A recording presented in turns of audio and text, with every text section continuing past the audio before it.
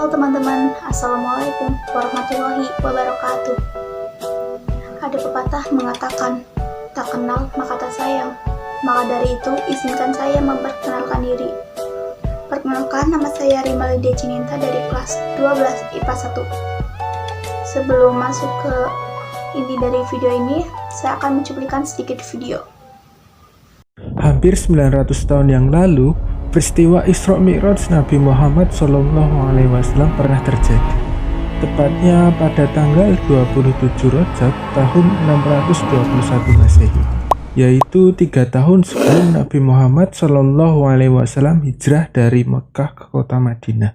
Dari peristiwa ini, banyak sekali pelajaran yang dapat kita ambil hikmahnya. Mulai dari bukti kekuasaan Allah SWT sampai alasan mengapa kita diwajibkan untuk menunaikan sholat 5 waktu. Kisah ini sangat menarik dan selalu diceritakan kepada seluruh umat muslim di dunia. Sekarang, mari kita memahami peristiwa ini. Oke, dari video cuplikan tadi pasti kalian tidak asing kan dengan peristiwa Isra Mi'raj ya Rasulullah Shallallahu Alaihi Wasallam. Jadi kali ini saya akan menceritakan tentang salah satu buku yang ditulis oleh Bapak Agus Mustafa yang berjudul Terpesona di Sidratul Muntaha. Jadi ini adalah salah satu buku yang ditulis oleh Bapak Agus Mustafa. Buku ini menceritakan tentang perjalanan Isra Mi'rajnya Rasulullah Shallallahu Alaihi Wasallam. Saat itu Rasulullah sedang mengalami masa-masa tersulitnya, karena yang pertama umatnya mengalami ekonomi yang sulit atau mendapat tekanan dari kaum Quraisy, dan yang kedua Allah mewafatkan istri tercintanya yang bernama Siti Khadijah.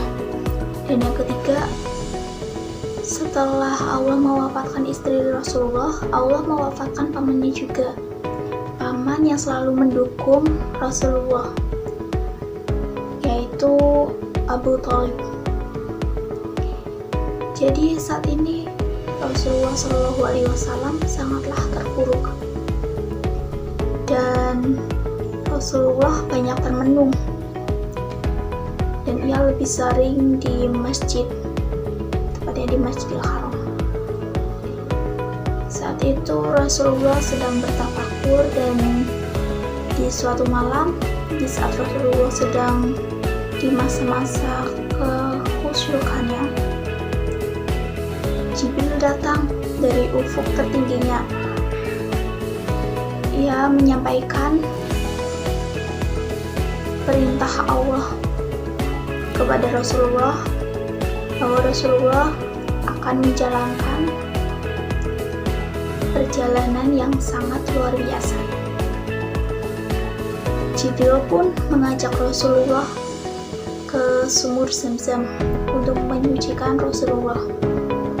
Setelah mensucikan Rasulullah, Jibril, Buraq beserta Rasulullah berjalan menuju Palestina. Berita itu pun sangat menggemparkan masyarakat pada saat itu, dan terdapat 3 golongan. Yang pertama yaitu golongan yang mencemooh. Golongan yang mencemooh ini adalah kebanyakan dari orang kafir. Yang kedua, golongan yang ragu-ragu. Golongan yang ragu-ragu ini adalah orang yang percaya dan tidak percaya. Dan golongan yang ketiga yaitu golongan orang yang yakin. Golongan orang yang yakin ini yaitu salah satunya sahabat Rasulullah yang bernama Abu Bakar. Mengapa perjalanan Rasulullah Shallallahu Alaihi Wasallam sangatlah singkat? Ya, kita tahu kan bahwa Allah itu Maha Besar, dan apa yang menjadi kehendak Allah, jika Allah berkehendak maka semuanya akan terjadi. Kalian tahu kan, Nabi Jibril ini diciptakan dari, ya betul, dari nur cahaya, dan Buraq ini berasal dari bahasa Arab al-buraq yang artinya cahaya dan kilat. Sedangkan Rasulullah ini kan manusia. Sebelumnya sudah saya singgung kan tentang Rasulullah Shallallahu Alaihi Wasallam yang disucikan oleh malaikat Jibril di sumur Zam-Zam. Nah, di situ sebenarnya malaikat Jibril sedang mengubah tubuh Rasulullah menjadi tubuh cahaya tanpa merubah bentuk, karena kehendak Allah maka hal itu pun bisa terjadi. Perjalanan ini dilakukan dari masjid ke masjid. Mengapa demikian? Karena masjid memiliki banyak energi positif. Selanjutnya, Mi'raj, perjalanan ke langit ketujuh. Mengapa dinamakan langit ketujuh? Dinamakan langit ketujuh karena langit alam semesta yang memang jumlahnya ada 7 tingkat. Ketika Allah menyebut bahwa langit tersebut ada 7, maka orientasi pemahaman kita tertuju kepada lapisan atmosfer yang memang jumlahnya ada 7 lapis. Di langit pertama ini dihuni oleh manusia, hewan, tumbuhan, benda mati lainnya yang berdimensi 3. Di langit kedua ini dihuni oleh berbagai macam bangsa jin dan makhluk lainnya yang berdimensi 4. Di langit ketiga, langit ini dihuni oleh berbagai arwah orang yang sudah meninggal. Di langit keempat sampai langit ketujuh, langit ini gambarnya sama seperti pada langit-langit sebelumnya. Oleh-oleh dari Sidratul Muntaha. Ada yang berpendapat bahwa saat Rasulullah SAW Mi'raj mendapatkan perintah sholat 5 waktu yang pertama kalinya. Dengan kata lain, sebelumnya Rasulullah SAW tidak melaksanakan sholat. Terdapat hadis yang meriwayatkan tentang Isra Mi'raj. Dalam hadis yang panjang diceritakan tentang perjalanan Rasulullah SAW, dan informasinya Rasulullah SAW mendapatkan perintah sholat 5 waktu setelah terjadinya tawar-menawar dari 50 waktu menjadi 5 waktu. Dalam berbagai ayat Al-Quran Allah diriwayatkan bahwa sholat ini sebenarnya sudah diperintahkan sejak zaman Nabi Ibrahim, dan sholat ini sebenarnya sudah diperintahkan kepada para nabi dan rasul sebagai komunikasi mereka kepada Allah Subhanahu wa Ta'ala. Jadi sholat tidak diperintahkan hanya kepada Nabi Muhammad saja. Proses sholat dalam Isra Mi'raj. Yang pertama, 3 tak. Umat Islam pada saat itu mendapatkan tekanan dari kaum Quraisy secara ekonomi. Perdagangan sulit, komunikasi antar pihak lain dibatasi, kehidupan sehari-hari mereka sulit, dan Rasulullah SAW sangat prihatin.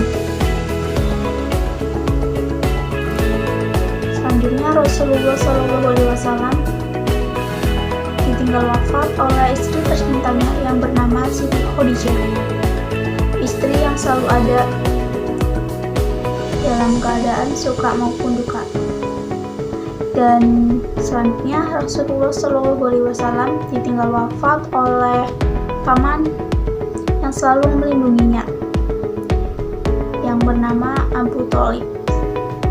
Sungguh bertumpuk-tumpuk kesedihan Nabi. Yang pertama, melihat umatnya yang kesulitan dalam ekonominya. yang kedua ditinggal wafat oleh istri dan paman tercintanya. Saat itu Rasulullah lebih banyak teman, dan Allah pun mengutus malaikat Jibril untuk mengajak Rasulullah SAW melakukan perjalanan Isra Mi'raj. Peristiwa tersebut menggambarkan tentang sisa kehidupan Rasulullah SAW. 3 tak: harta, tahta, dan wanita. Bersuci dengan air Zam-Zam.